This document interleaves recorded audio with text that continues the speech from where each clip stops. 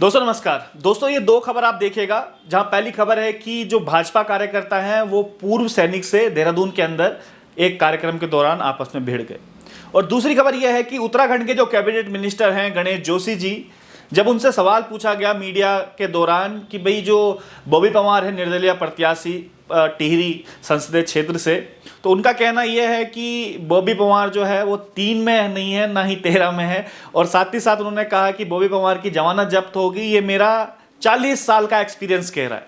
अगर हम पहली खबर की बात करें तो जो वीके सिंह है, जो गाजियाबाद से सांसद भी हैं और जनरल रह चुके हैं, पूर्व फौजी, उनका एक कार्यक्रम देहरादून के वसंत विहार में होना था, जहां पर लोकसभा जो चुनाव हो रहे हैं उसके अंतर्गत जो फौजी वोट है उसको साधने के लिए कार्यक्रम किया गया था।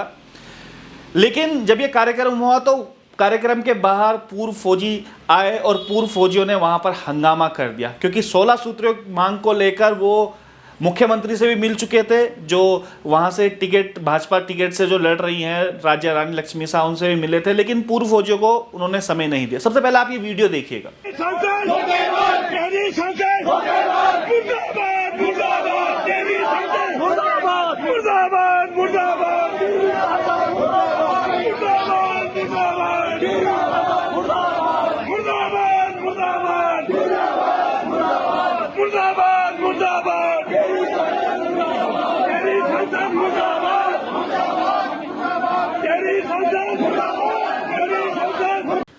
ये वीडियो आपने देखा जिसमें पूर्व फौजी बहुत गुस्से में हैं और रानी के खिलाफ मुर्दाबाद के नारे लगा रहे हैं।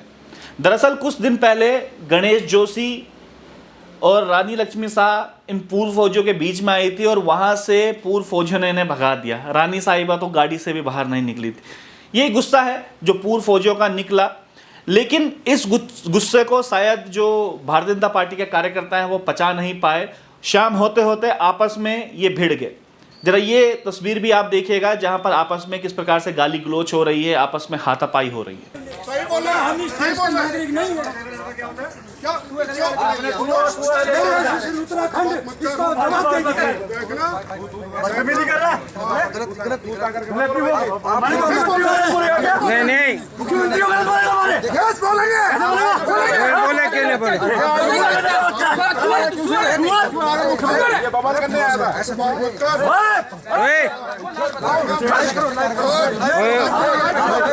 भाई साहब, अरे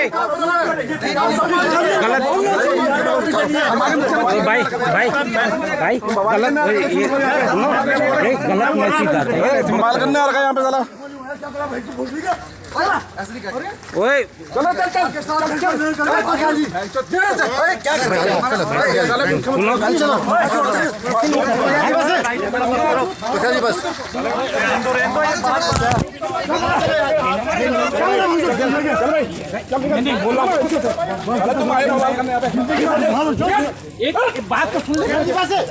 ये वीडियो आपने देखी। उत्तराखंड फौजी बहुल्य क्षेत्र कहा जाता है, और वीके सिंह जी जब यहाँ पर आए कि चलिए पूर्व फौजी हैं, जनरल हैं, तो फौजियों का शायद जो गुस्सा है, क्योंकि 16 सूत्रीय मांग को लेकर ये कई बार मुख्यमंत्री और रानी साहिबा से मिल चुके थे। दरअसल जो है जो पूर्व फौजी संगठन है उन्होंने अपना पूरा समर्थन है जो निर्दलीय प्रत्याशी बॉबी पंवार को दे दिया है। इसी बात से लेकर जब गणेश जोशी जी से सवाल पूछा गया तो गणेश जोशी जी का ये कहना था जो बॉबी पंवार है वो ना 3 में है ना 13 में है, और उसकी जमानत जब्त हो पाएगी। वो सोशल मीडिया बनाया गया एक स्टार है, ये 40 साल का एक्सपीरियंस कह रहा है। नया कैंडिडेट सामने आए हैं आपके बॉबी पंवार, और आप जब क्षेत्रों में जब दौरा कर रहे थे तो आपको रोष का भी सामना करना पड़ा। आपने लोगों को समझाने की भी कोशिश करी कि पहले ये मुद्दा क्यों नहीं उठाया, आज क्यों उठा रहे हो चुनाव के समय में। तो किस तरह से आप देख रहे हैं, क्या ये कोई साजिश है जो जबरदस्ती आपके पीछे की जा रही है? अब जहां तक आप जिस व्यक्ति का नाम ले रहे हैं वो न 3 में है ना 13 में, सोशल मीडिया द्वारा बनाया हुआ नेता है, और वो तो अपनी जमानत भी नहीं बचा पाएगा। आप देखिएगा उसकी जमानत भी नहीं बचेगी। ये मैं पूरे अपने 40 साल के राजनीतिक अनुभव के आधार पर मैं कह रहा हूं। ये वो गणेश जोशी हैं जो कभी राशन की दुकान लगाया करते थे और आज करोड़ों की संपत्ति इनकी है। जब एक आरटीआई एक्टिविस्ट विकेश नेगी ने पूरा खुलासा इनका किया था कि करोड़ों की संपत्ति कहाँ है, तो वो भी मामला रफा दफा कर दिया गया। ये वही गणेश जोशी है जिन्होंने जो शक्तिमान घोड़ा था उसको मार दिया, यानी कि उसकी पहले टांग तोड़ी, उसके बाद उस जो घोड़ा है वो उसकी मौत हो गई। अब लगता है कि जो भारतीय जनता पार्टी के ये बड़े बड़े कैबिनेट मिनिस्टर हैं, चाहे वो विधायक हैं, उनमें एक खलबली सी है।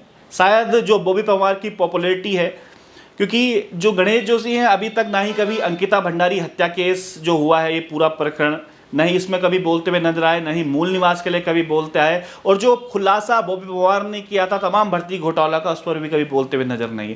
आज ये पॉपुलैरिटी शायद यही खुन्नस का नतीजा है जो आज सड़कों पर दिखाई दे रही है। आपका क्या कुछ कहना है कमेंट बॉक्स में जरूर बताइएगा। नमस्कार।